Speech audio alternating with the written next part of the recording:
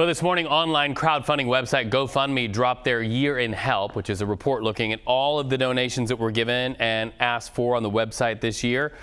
Some of the numbers are eliminating. CBS News correspondent Tom Hansen back with us now. Tom, what are the facts jumping out from this report? Yeah, well, Reed, it's no secret here that affordability has become a huge talking point for so many Americans out there. Obviously, high prices, cost of living among the top issues for voters. I want to point to a Gallup poll for a second that said that 40% of Americans viewed the economic conditions in November as poor. That's up from 37% in October. And that has translated to a lot of Americans out there asking their neighbors, people on the internet, for help. I want to pull up that Year in Help that GoFundMe just released, if we can for a second, and I want to scroll down to these words.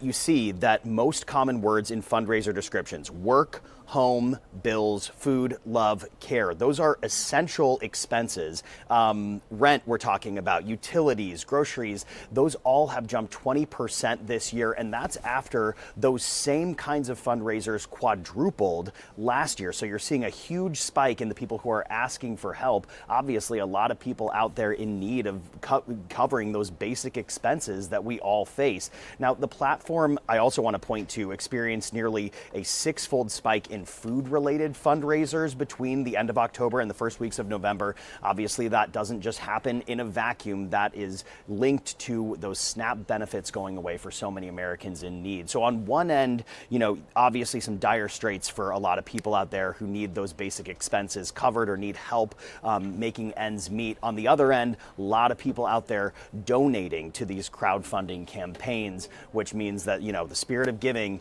is alive and well here, Reed. People helping people. Tom Hansen, thank you so much.